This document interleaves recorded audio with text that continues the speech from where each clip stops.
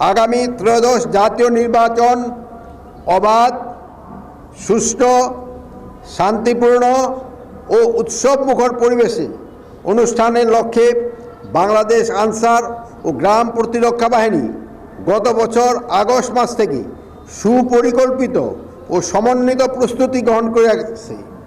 নূতন প্রশিক্ষণ নীতিমালার আলোকে ইতিমধ্যে ৫৬,০০০ উপজেলা থানা কোম্পানি আনসার, ২,৫৫,০০০ টিডিপি সদস্যা এবং ৩,০০০-এর অধিক আনসার ব্যাটালিয়ন সদস্যকে মৌলিক প্রশিক্ষণ প্রদান করা হয়েছে। একই সঙ্গে নির্বাচনী দায়িত্ব পালনের উদ্দেশ্যে প্রায় ৪.৫ লক্ষাধিক সদস্যকে SDMS সফটওয়্যারের মাধ্যমে তালিকাভুক্ত করা হয়েছে। আসন্ন ত্রয়োদশ জাতীয় সংসদ নির্বাচন সারা দেশে মোট ৪২,৭৬১টি ভোট কেন্দ্র, প্রতিটিতে ১৩ জন করে সর্বমোট ৫,৫৫,৯৫৮ জন আনসার ভিডিপি সদস্য দায়িত্ব পালন করিবেন। প্রতি ভোট কেন্দ্রে নিয়োজিত ১৩ জন সদস্যের মধ্যে থাকবেন ৩ জন অস্ত্রধারী, ৬ জন অস্ত্রবিহীন পুরুষ সদস্য এবং ৪ জন অস্ত্রবিহীন নারী সদস্য।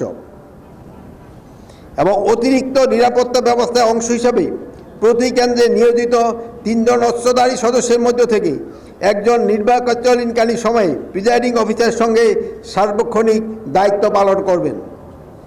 সারা দেশে ১,১৯১টি আনসার ব্যাটালিয়নের স্ট্রাইকিং ফোর্স টিম মোতায়েন থাকবে। প্রতিটি টিমে ১০ জন করে মোট ১১,৯১০ জন সদস্য দায়িত্ব পালন করবেন, যা সামগ্রিক নির্বাচনী নিরাপত্তা ব্যবস্থাকে আরও সুসংহত ও কার্যকর করবে।